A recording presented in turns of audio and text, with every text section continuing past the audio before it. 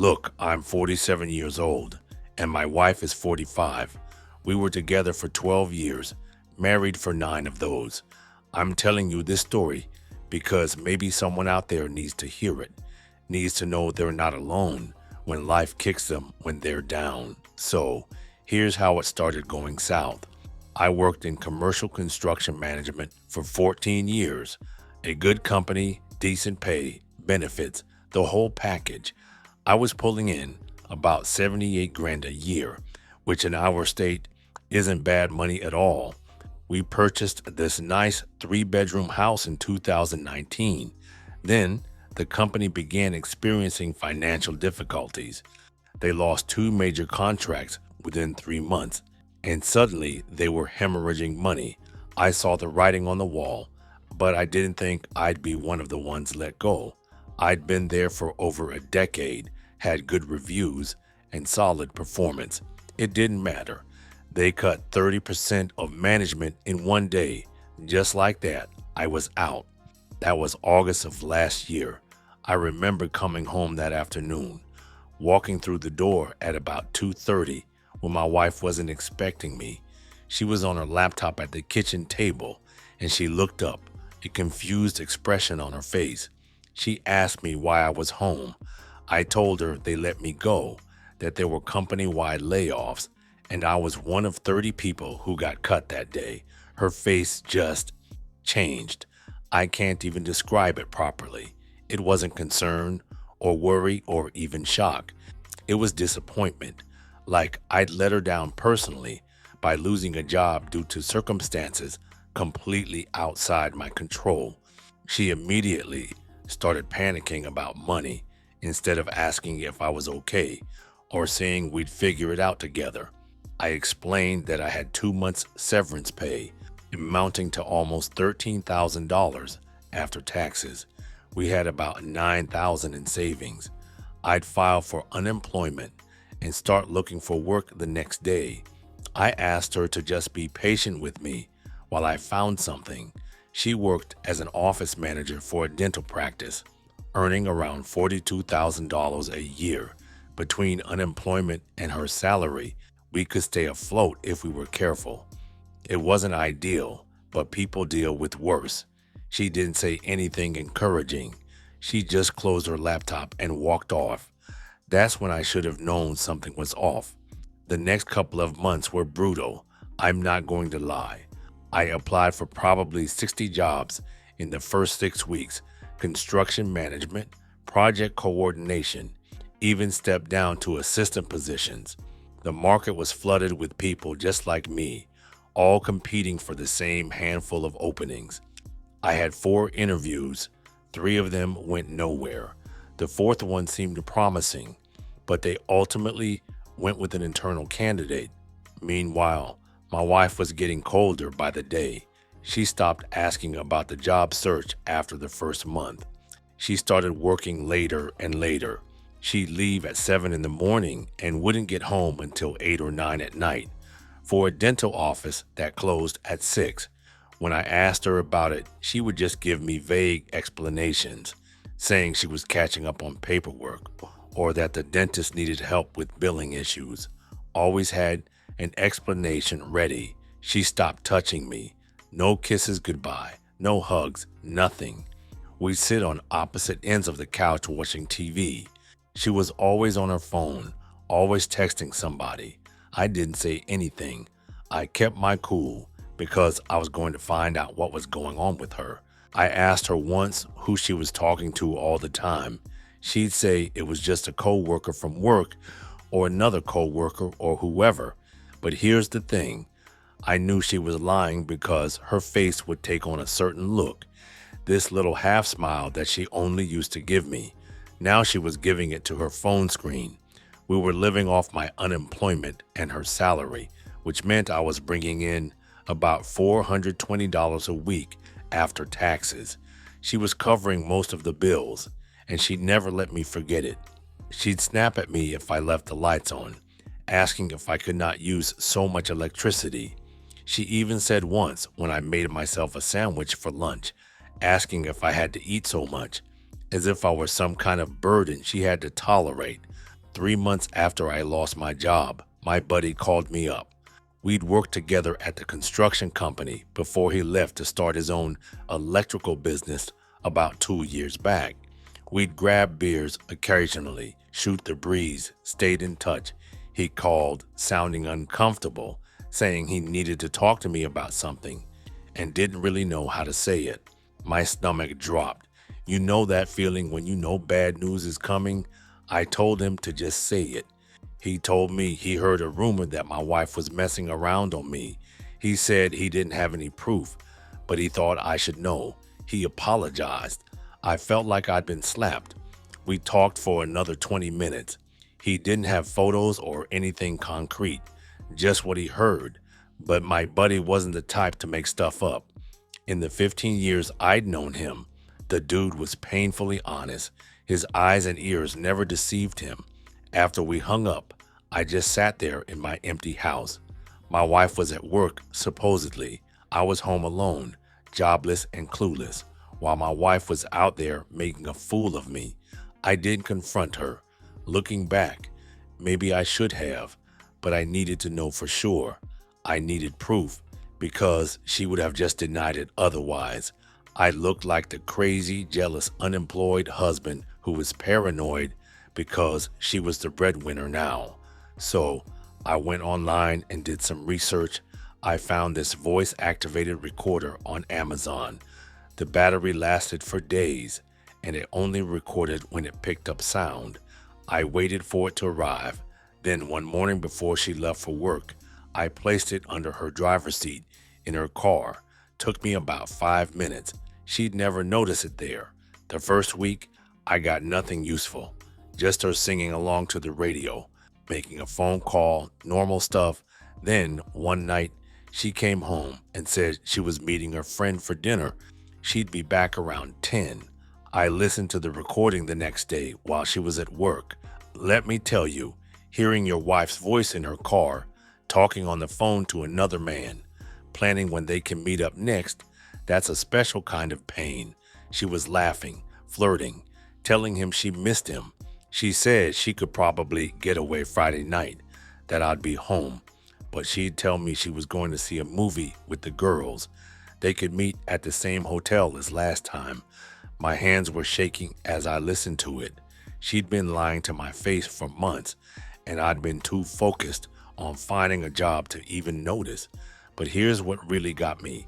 She told him that I was barely even looking for work anymore, that I just sat around the house all day feeling sorry for myself. She said she couldn't do this much longer and needed someone who actually had their life together. That's when I knew. She didn't just cheat because she was bored or lonely.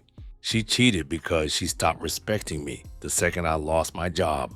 In her eyes, I wasn't a man anymore. I was just dead weight.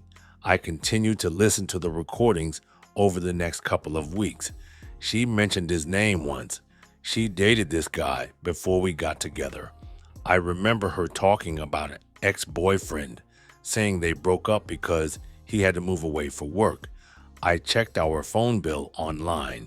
I had access to the account, and I started looking through her call and text logs.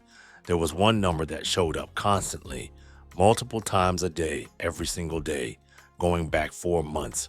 I reverse searched the number online. The number matched a name, which I vaguely remember. He moved back to our state last year. The recordings got more detailed. She'd sit in her car in parking lots, talking to him after work, and I'd listen to all of it the next day. She told him she loved him, said she was going to leave me, said she just needed to wait until I found a job so she wouldn't look like the bad guy. In one recording from early July, she admitted something that really pissed me off. She told him they probably shouldn't keep doing it in her car though. That last week was risky, and what if someone saw them? They'd been having sex in her car. In the vehicle, I helped make the payments for the first year after we bought it. But here's the problem. I only had audio. If I wanted to divorce her based on adultery, I needed more than just recordings. I needed visual proof. While all this was happening, I was still searching for work. But the market was brutal. Construction management positions were scarce, and the ones that did open up had hundreds of applicants. Then I got a call from an old colleague. We worked together maybe 6 years ago before he left to start his own commercial property inspection business. He told me he had heard I was looking for work and asked if I was interested in doing property inspections. He needed someone with my background since I knew construction inside and out. The pay was good and he had more clients than he could handle. We met up and chatted, and he laid out the offer. $65,000 salary to start, plus commission on any additional services I could upsell.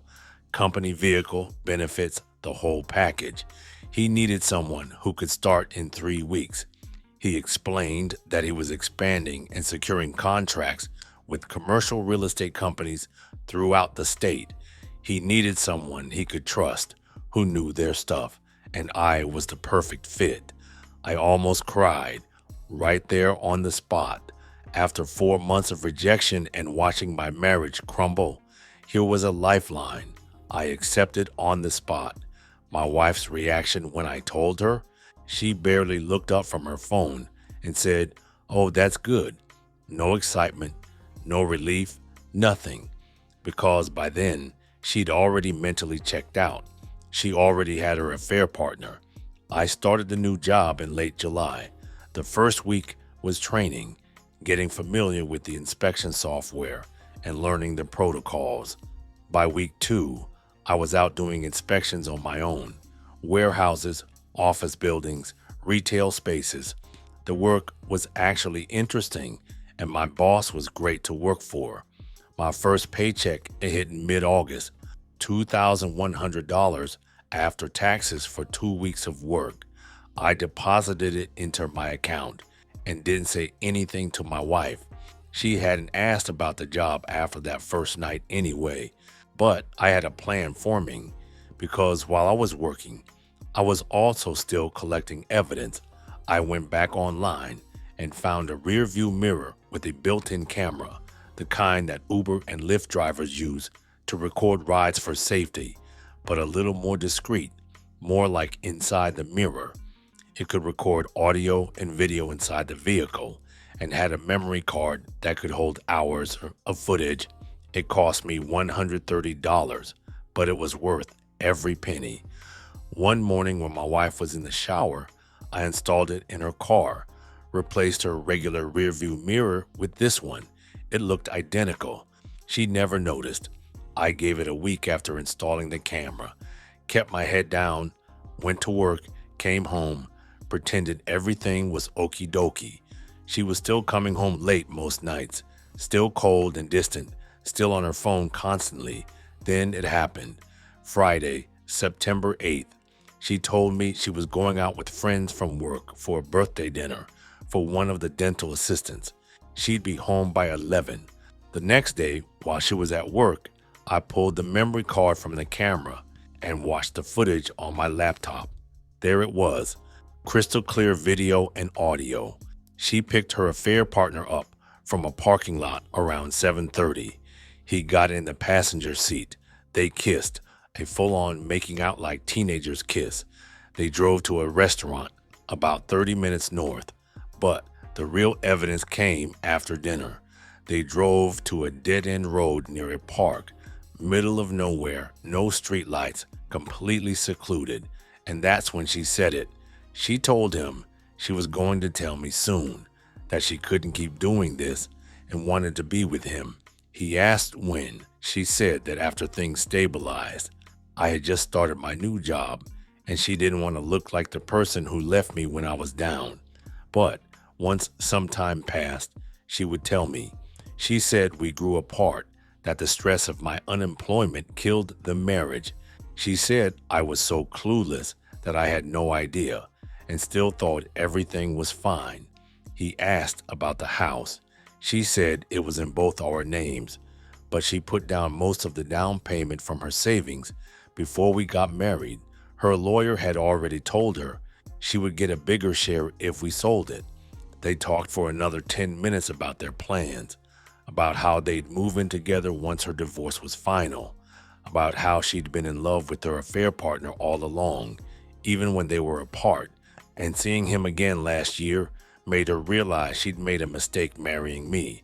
Then, I'm not going to lie, the video got hard to watch. They started hooking up right there in the car, in the front seats. I had to stop the video, just closed my laptop and sat there. This was the woman I'd loved for 12 years, the woman I'd married, bought a house with, built a life with, and she had been planning my downfall this whole time, just waiting for the right moment to make herself look good while destroying me. The audio from the voice recorder had been one thing, but this was damning. She'd confessed everything, admitted the affair with her ex-boyfriend, admitted they'd been sleeping together, admitted she was planning to divorce me and take me for everything she could. I made copies of everything, uploaded it to my hard drive, burned it to 3 different USB drives, emailed copies to myself. This evidence wasn't going anywhere. That same weekend, I did a deep dive into our phone records. I'd already identified her affair partner's number from the previous months, but now I wanted the full picture. I downloaded 6 months of call and text logs, created a spreadsheet to track everything. The pattern was obvious once I laid it all out. They'd been in contact since February, 4 months before my buddy saw them together. The calls started infrequently, maybe once a week. By March, after I lost my job, they were talking daily. Multiple calls, dozens of texts. April and May, the frequency doubled. They were talking for hours. Some nights, she'd be at work late, supposedly, and the phone record showed her on calls with his number from 7 p.m. until 9 or 10. June, July, August, it was constant. Morning texts, lunchtime calls, evening conversations. Sometimes she was texting him while sitting right next to me on the couch. I cross-referenced the dates with my recordings. Every time she said she was working late, phone call to him. Every time she went out with the girls, supposedly, and his number shows up in her text right before and after.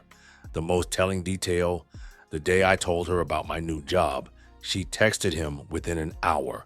She'd immediately told him because it affected their timeline.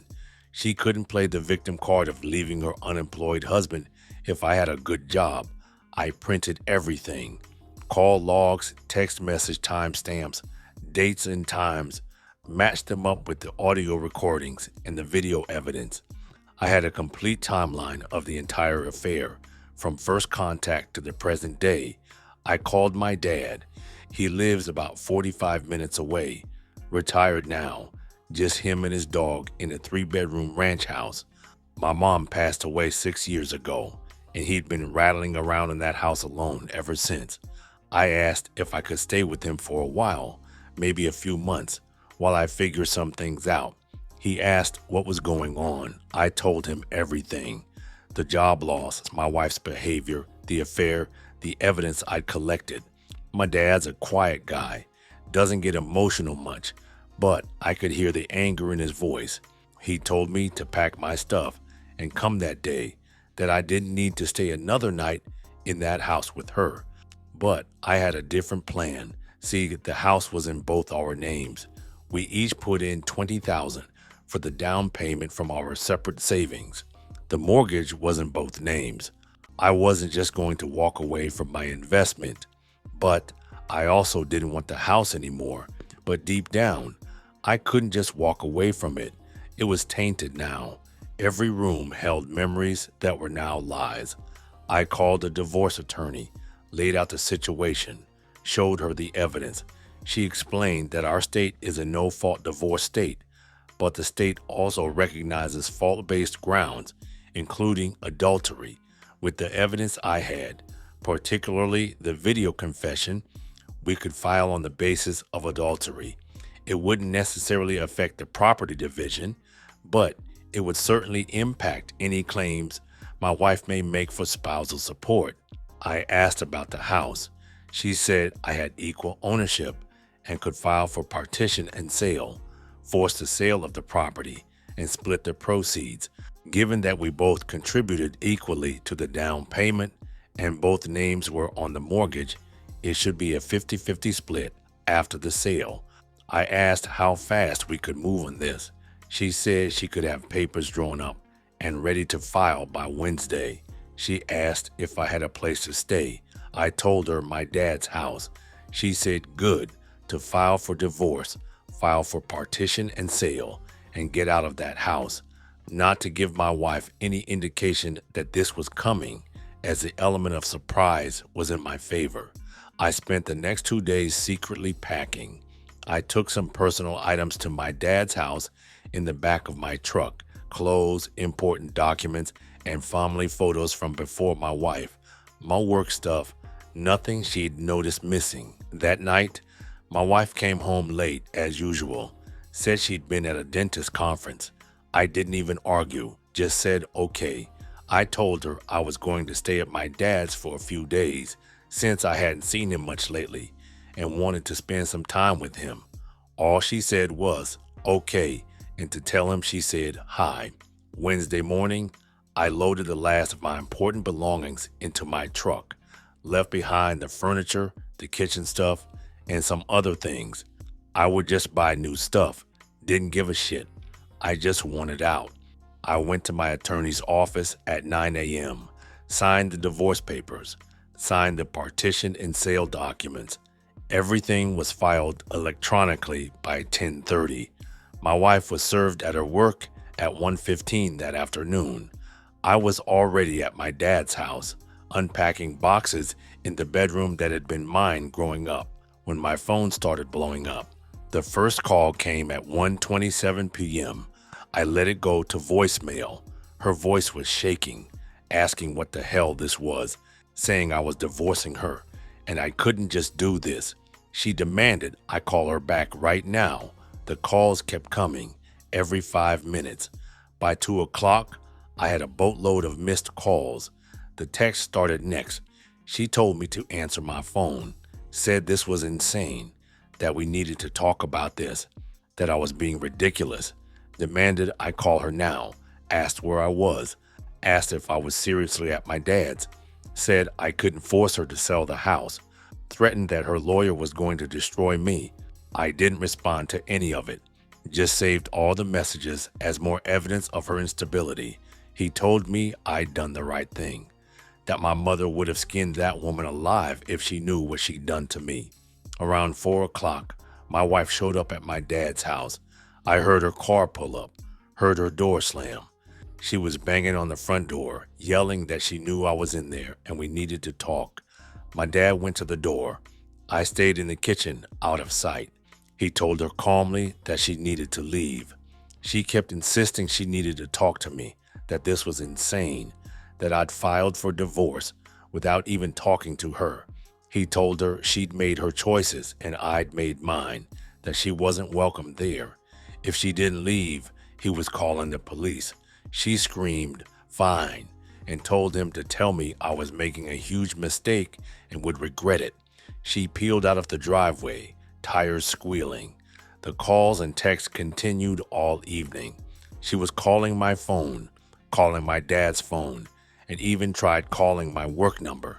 Around 9 p.m., I got a text from my buddy saying my wife had just shown up at his house, asking him questions, and if he knew anything. He said she was losing it, but he told her he didn't know anything and hadn't spoken to me in a while. He asked if I was good. I called him back. I thanked him for having my back and told him I was fine, that I'd filed for divorce that day, and it had been a long time coming. He asked if it was because of what he told me about hearing her messing around. I told him that and a lot more, that I had proof with video, audio, phone records, everything, that she'd been cheating for months. He apologized, but said good for me for having the spine to leave, that a lot of guys would have just rolled over and taken it. We talked for a bit longer. He offered to help if I needed anything. He was a good dude, always had my back. The divorce was filed on grounds of adultery. In our state, you don't have to have a separation period if you file on fault-based grounds. My wife hired a lawyer within 48 hours. He sent a letter to my attorney, trying to negotiate, saying his client was willing to attend marriage counseling and believed the marriage could be saved with proper communication and therapy. My attorney sent back a one-word response with discovery attached. Along with that one word, she included copies of the video evidence, audio recordings, and phone records. Every piece of proof I had was that my wife had been having an affair with her ex-boyfriend for 7 months. My attorney called me that afternoon, barely containing her laughter. She told me my wife's attorney had called her and said he watched maybe 30 seconds of that video confession before he told his client she had no case. They were not going to fight the divorce. They were not going to ask for alimony. They wanted to settle quickly and quietly. But here's the thing. I wasn't interested in being quiet anymore. My wife had spent months making a fool of me behind my back, planning to divorce me and take half of everything. She'd lost respect for me because I lost a job through no fault of my own. She talked about me like I was pathetic, worthless, nothing. Now it was time for everyone to know exactly who she really was. I made a Facebook post. I rarely used social media, posting only once every few months, but I had about 200 friends and family on there. People we both knew, people from her work, my work, mutual friends, and family members. The post stated that after 12 years together and 9 years of marriage, I was getting a divorce. I'd recently discovered my wife had been having an affair with her ex-boyfriend for the past 7 months.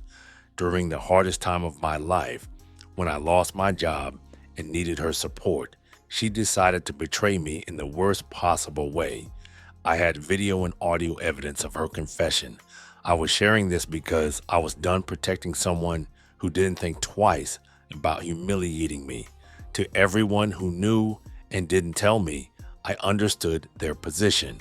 To everyone who'd been gossiping about this behind my back, now they had the truth. I was moving forward with my life.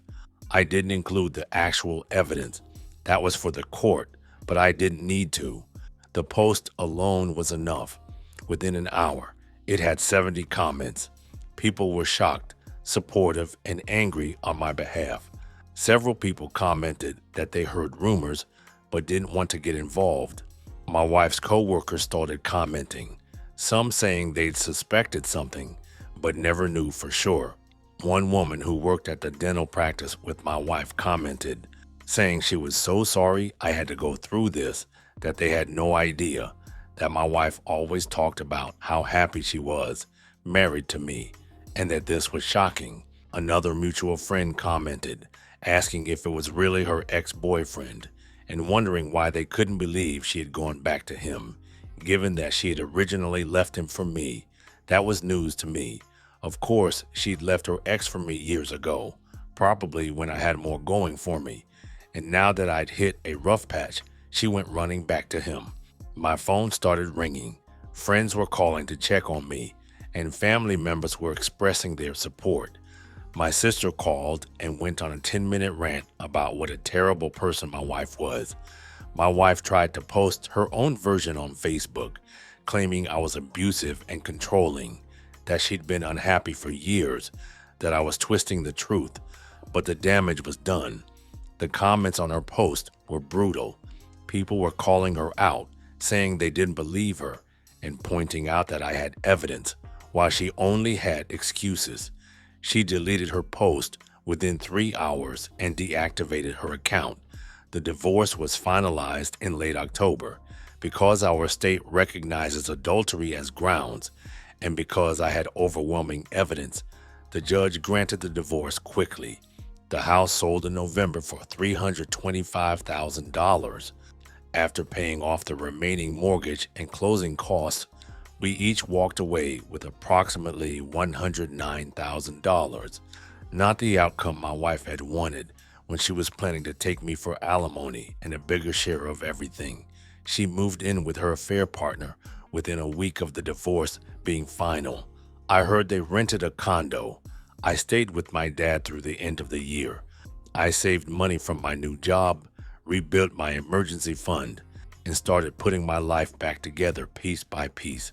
The job with my boss's inspection company was going great. I was good at it, and clients liked me.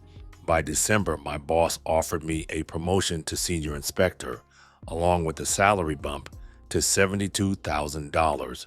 I was making almost as much as I'd made in construction management, but with a better work-life balance. In January, I moved into my own apartment, a 2-bedroom in a decent neighborhood. It was the first place that was entirely mine. My wife tried to contact me a few times after the divorce.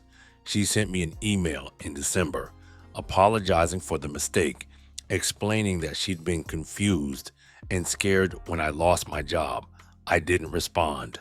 Then in January, she showed up at my dad's house again. My dad called me while she was standing on his porch, saying she wanted to talk to me and needed closure. I told him to tell her no and to leave. I heard him relay the message, heard my wife crying, saying she just needed 5 minutes, that she needed to explain. He told her firmly that she needed to leave, that I didn't want to talk to her, that she'd done enough damage. She left, but 2 days later, I spotted her car parked outside my workplace, just sitting there in the parking lot, watching the building. That's when I called the police. I filed for a protection order, showed them the emails, told them about her visiting my dad's house multiple times, and informed them about her sitting outside my workplace. The judge granted a temporary protection order. She had to stay at least 500 feet away from me, my workplace, and my dad's house. Haven't seen or heard from her since. It's been almost a year since I filed for divorce. 10 months have passed since it was finalized. I'm doing well now. Better than good, actually. The job is going great. I got promoted again a few months after my last promotion, and now I'm managing a team of 3 inspectors, making $81,000 a year, better than I ever made in construction management. I bought a new truck in February, paid cash for it with money I'd saved. It felt damn good writing that check. My dad's health has been better too. I think having me around those first few months was good for him. We fixed up his house together, painted the exterior, and renovated the kitchen. We spent quality time together that we hadn't had in years. Here's what I learned from all this. First, trust your gut. When my buddy called and told me he was hearing rumors that my wife was messing around, it floored me. And then I started paying attention. I felt something was not right for weeks. Don't ignore that feeling. Second, gather evidence before making a move. I'm glad I took the time to document everything. It protected me legally and financially. Without that proof, my wife could have painted me as a bad guy, could have tried to take me for everything in the divorce. Third, know your worth. When you're going through a rough patch, when you lose a job or hit hard times, the people who truly love you will stand by you. My wife bailed the second things got tough because she never really loved me. She loved what I provided, the stability, the income, the status.